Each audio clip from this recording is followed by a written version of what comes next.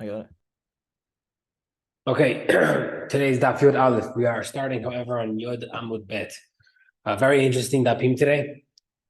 A lot of information, a lot of sugyot, kind of Mark Shem Tov's style. He likes having a lot of sugyot. He likes learning like the entire Shas in one day. So let's get started. So we're still talking about the halachot of who the item belongs to when something's damaged. Right now we're referring to the dead animal when it gets killed. So 5 lines from the bottom, Yud Amud Bet. Amar le Rav Kahana le Rav. The reason why the owner deals with the animal's dead body is because the pasuk said the animal shall belong to him. Had it not been for that, we would think that it belongs to the guy who damaged it. Which means that if the guy has many animals that were torn apart, for example, does that mean he'd be able to replace it? For example, let's say if his animal got damaged, can he use his own carcasses that he owns as a replacement, as payment? When it says, we know elsewhere, right? So therefore, we could see that maybe you could use. We know you could give brand as payment. You could do whatever you want. Maybe you could use carcass as payment, as compensation. No, that pasuk is teaching you that you would need to teach you in regards to who has to pay, who's responsible for the carcass's value after its death. Meaning, if after its death, before we get the judgment, it got torn apart on Monday, and then the judgment on Sunday, the following week, the hide is damaged, the meat is not as good, whatever it is. So now the value of the animal dropped. Who's absorbing that loss? The Gemara said, "Lema phat nevilat tanahi." That's machlok tanaim. Let's say the Tanya the Braita says, "Im tarofi taref yeve'ehu aid."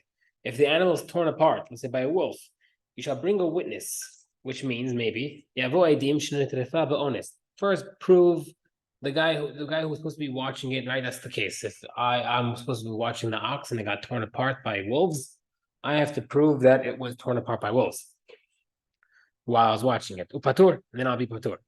No, you have to bring the actual carcass, the actual body to Bedin to be appraised, to see how much it's worth.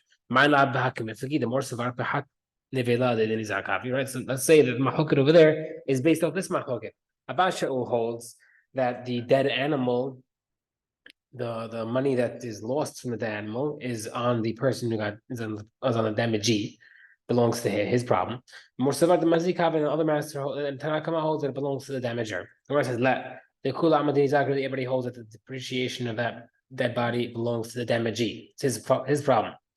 Rather, over here is talking about who has to take care of the animal's carcass and bring it to Betin. Damager or damagee. Right? If you have to pay a guy to bring up this carcass, it's not easy. You're not dragging a animal, a dead ox. It's not light. It's not easy. It's not simple. So who has to take care of the transportation? Vatanya, we say as if Breta. Aharim Aharim say Minayin Shabal Abor Laros Shor. How do we know that in order to pay for an animal that died in a pit, the owner of the pit has to hire someone to raise the animal from the pit? Tamud Lamar, Kesif Yashiv La'ala Vehemet. Right? You shall return the money and the carcass. Right? So we see that you have to bring out the animal. It's his problem. What's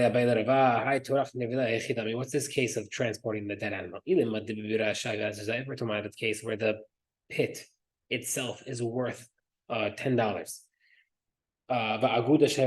And the animal is worth $10 and the actual pit is worth $40.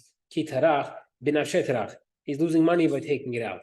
Right? Why would you take it out if you're losing money? Right? If I were to tell you that there's a $100 bill in the bottom of the sewer, but it costs $500 to take it out, why would you take it out? No, the case is talking about where the carcass is worth $110, and also the pit as well also worth $10, meaning it's the same. So if it costs $10 to get it out and the item is worth $10, do you have to take it out or not? And the pasuk is saying yes. The Gemara says, "Omiika b'hai kavna," is such a thing that the item is the same price. In the ha'amri inchi, as people say, keshura b'mata bezuza, a beam in the town is sold for a zuz. Keshura b'davra zuza, and a beam in the field is sold for a zuz. Right, so we see that the same, it's worth the same no matter where you're getting it from, whether you're getting it from the town to bring it in or in the actual village that or from the field, it also costs the same amount. Right, so there are scenarios that no matter where you are, the item would cost the same amount, and it doesn't make a difference how far you transported it. All right, so I could order a drink from Amazon for $2, or I could go to the store for $2. They're both, one's local, one's not. But the transportation is not going to make a difference. Okay. Amar Shmuel, Ein Shamin lo leganav lo legazlan. The Bedin does not evaluate for a thief or a robber, which means if an animal is stolen by them and it dies, they keep the carcass and they have to replace the animal, right? So if the animal is worth $1,000 and it's dead, now it's worth $100, right? So there's two ways looking at it. Do I have to replace the entire animal, or do I pay $900 and give the guy back the carcass, the carcass, the dead animal? Like when the Braita says over here, Shmuel says, no, you don't evaluate it. You have to replace the animal. To bring this down to our life nowadays, I would say that's equivalent of a bike. Someone steals a bike and the bike broke. Do I have to just give him back the bike pieces? Hey, this is worth $50. I'll pay the difference. Let's give you a new bike. Ellen is a key. The only time you evaluate the dead body is in the case of damages. And I even say that not only the case of damages, but even the case of borrowing the item. The Abba modeli, and Abba is model to me. It's referring to Rav. Ibailu, Hachi Kama.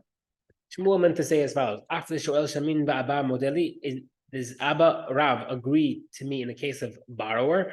Odima Hachi Kama, rather he's saying, Va'ani Omer after Shoel in Shamin. A borrower does not chayav, Abba modeli, and Rav would agree to me in that case. All right, so there's two ways of explaining: is he agreeing on the fact that the borrower is included or not included in requiring an evaluation or not? Tashma, let's bring a proof. That who's gathered the sha'il narga mehavre, this guy who borrowed an axe from his friend, Tavra, and it broke. The same exact story is mentioned in Masechet Bava Metzia, which we'll probably be doing this daf. It's daf 96 in Bava Metzia. That is like 200 dapim from now. So figure in a good 6 months, 9 months, 6, 7 months. So he borrowed an axe and Tavra, it broke. After the Rav came before Rav Amarle to the borrower, Zil Shalim le Narga Me'alia. Go and bring him a brand new axe, and you keep the broken pieces. Shema Mina. In Shemin, it's different we see over here. In the case of a borrowed item, you don't give back the broken item and pay the difference, but rather you replace the whole thing. Mar says the Adraba, not a good proof.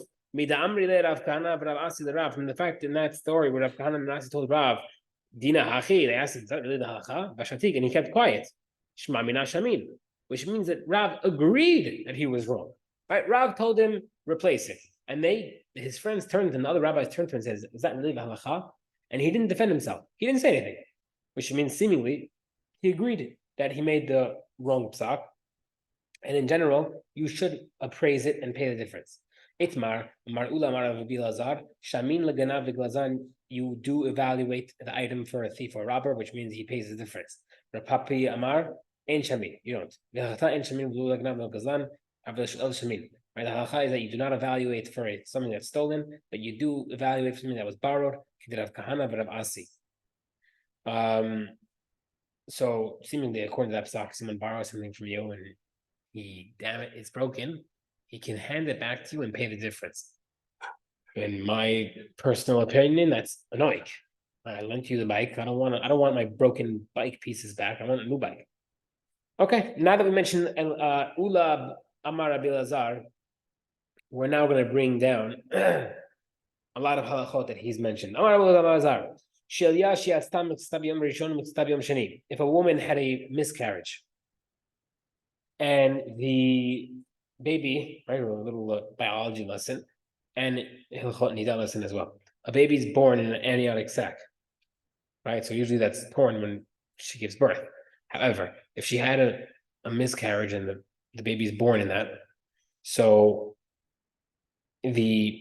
assuming that you can't tell what it is, the gender, because it's still early. So You can't tell the gender. Therefore, there's a difference whether or not it's a boy or a girl for how long a person is nida. It's a big sugya in Sechet Nida and elsewhere. How long the person has to be a ladies nida for having a boy or a girl, but it differentiates.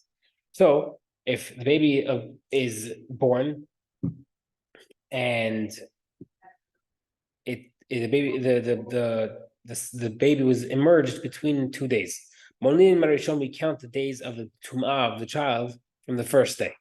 Why? Why? Are you saying that's the chumrah? That's a stringency, but that's going to lead to people being lenient. Why? Because people will start counting from the first day, and which means she'll be tahora earlier, not later.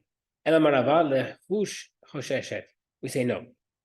We're counting from the first day, not to make her tahora earlier, but we're making her tameh earlier, to say that if she touched something that day, she's tameh. Therefore, we have to say you're tameh from day one. But we count from the second day, right? So let's say it's 33 days. You count from day number 2, but day number 1, she's also tameh the chumrah. What's the hidush? The en miksat shilya below velad. That an amniotic sac does not have a fetus in it, right? Maybe it's teaching you that if there's an amniotic sac, that means there's a baby inside. It says Tanita, we have a different brayta. Shilya shiastam mitata, an amniotic sac that emerged before an animal was slaughtered, right? It's a different halacha. If you slaughter an animal technically, and there's a baby inside the mom's belly, that baby is considered a piece of meat. So even if it's alive somehow, and you take it out alive, you do not need shahita. You can eat it with milk. I mean, not eat it with milk. You can eat it ever minachai. You can eat it the entire thing. There's no problem of illegal fats like the gita nashe. So, however, if the baby was partially emerged before it was slaughtered, asura ba'achila, you cannot eat it. Siman vlad be'isha, siman vlad behema, because the sac is a sign as a fetus of a woman and a sign for an animal. So we see over there that the amniotic sac for a baby is considered childbirth. Gemara says no. If you only learned it in that case, havamina, you would think maybe it's the sac can emerge without the baby inside that part. And the reason why we said it's asur is because maybe you might make a mistake. If you allow half, you might allow the full thing to come out without any problems. Therefore, Ula is teaching you that no, even if it's not fully emerged from the mother, it is still asur and tameh. Right. So if a father and a mother have a baby boy, they have something called pidyon haben, and we do it on day number 30 because day number 30 is a sign that the baby is a lasting baby. It's a healthy baby that's going to live. If the baby comes out with signs that it's not going to live, you're not chayav, especially if it dies. So bechor, but now what's the case if bechor netraf b'tok shoshim? You have a healthy baby, but it died, it got killed within 30 days, which means no reason to believe it was going to die. It was a healthy baby, and then it got hit by a car or whatever it was. There's an accident and it died. So now, in podinato, you're not required to redeem him, right? So even though it sounds pashut, if I don't have a baby, why do I have to redeem him? But still halacha. You might think even if it's killed, you might do it. Therefore, the pasuk is teaching that you're not chayav. Next halacha. Large animals are acquired by dragging, by drawing it near to you. We had this, I believe, in Masechet Yitin, and regarding 10 elephants, you could pull the elephant. Okay. We know in different Mishnah that you can give it over, you can hand it over, right? Handing him the reins of the animal is good enough. The Gemara says, this Ula is saying according to different halacha, different rabbi. Tanya, large and small animals are handed over through Meshicha, which is drawing it near. And Rabbi Shimon says you're able to lift it. That's how you are able to be konet. How do you lift the large animal? You put a platform underneath it. You make it step on something of yours, like your pile of branches. Okay. Next halacha. Brothers who are dividing something that they received through inheritance. The clothes that they are wearing Meaning, if they used the credit card of the father, if they used the cash of the father before they divided the estate, right? So the father passed away January 1st. They decided that they're going to meet on March 1st to split the estate. And in February, they took the money and they bought some stuff. So that stuff that they're wearing, we evaluate. That comes in part of the equation of how much they're dividing. But we don't evaluate what's on the children's. Even stuff that they're wearing, we don't usually evaluate. Because we can find in the case of an oldest brother who can use the money from the undivided stuff, because he has to dress nicely to represent them, right? So it's true that sometimes you don't evaluate it, especially if you have an older brother who's representing you in court. You want him to be dressed nicely, so therefore he uses the money with their wishes. If I'm watching something, you told me to watch something and I hand it over to someone else to watch it. Patur, the first guy is patur, something happens to it. And that's definitely the case. If I was watching it for free and I handed it to someone who I paid to watch it, I'm definitely patur. Because I upgraded the guy, the watching, right? The guy who's watching it for free is watching it. But the guy who's getting paid to watch it is watching it more carefully. So I upgraded it. Even in a case where it was a paid guy who handed it to a free guy, the hashtag which technically sounds like you didn't upgrade it, but opposite, you downgraded. You're even patur there. Because once you give it to someone who's mentally competent, it's good enough. Rav says no. If I give you to watch it, you have to watch it. You can't give it over. Not only in the case where the paid guy is giving it to the free guy, that's diminishing that's downgrading it. And even if the guy who was doing it for free handed to the guy who was being paid for it, also chayav. I trust you to swear. I don't trust him to swear. What's that point? Back then, if you gave someone to watch something and then he claimed something happened to it or stolen, whatever it is, you could bring him to court and swear. That's what happened. So if I give the item to Reuven and he hands it to Shimon and Shimon swears that nothing happened to it, whatever it was, I could still claim Reuven to pay me because I told you to watch it because I trust when you swear. I don't believe you'll swear falsely. You gave it to him, he could swear from today to tomorrow. I don't care. I wanted you to watch it for a reason. Next halakha of Ula. Halakha is that you can collect debt, payment for a debt from slaves that belong to someone. Does that even apply according for Yitomim, that their father owed money to someone? You say no. That's only from the guy himself, right? So only the debtor himself can collect it. So 1 second. If you're talking about slaves, you could take the clothing off the guy's back if he owes it to you. What's the difference? Should we say no? The case over here is when the guy made the slave an apotiki. An apotiki is a apotiheta ka'e. Apo means here, ka'e. Tehe means will be. Ka'e means standing. This means that I'm setting aside an item for you, usually it's property, that will be a replacement for the debt if I don't pay it. Right? So I don't know if it's collateral, but it's something that's, if I don't pay you, you could take this. So the guy made the slave the apotiki. Therefore, Ula says that you can take away the slave from someone who bought the slave. So if that guy said, this is the apoteki, this slave is here for you, then he sells the slave, the guy could come and grab it back. Like Rava says, someone made a slave an apoteki and sold him, the creditor can grab the slave back. But if he designated the slave, the ox as an apoteki, you can't collect it. Why can you do an eved but not an ox? The case of the Eved has a public knowledge, the rumors go around it, and therefore he shouldn't have done it. But the short is not, and therefore we can't penalize it. After Nachman left, Ula told him, that's what Elazar held. Right? Like when the rabbi leaves the room, he says, oh, that's what he held. Me that the guy can even take it from the Yetamim. Mar Nachman, when Nachman heard that Ula said that he could collect it from the Yatamim. Ishtamshin Ula. He said, Ula was scared of me. he knew that I didn't hold of it, and therefore, and Yana, he said, I caught Ula talking behind my back. Okay. Have a Uvda Dandra, there was one time a story in Nahadra, but Aguda and Dandra, and the judges of Nahda took the slaves as payment from the orphans.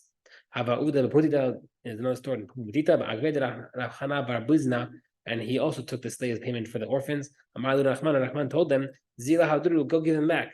V'ilon, if you don't, Magbinan Lechula Pundaichu. I will take your mansions and give it to the orphans if you don't give back their avadim. Okay, Baruch Amen. Amen.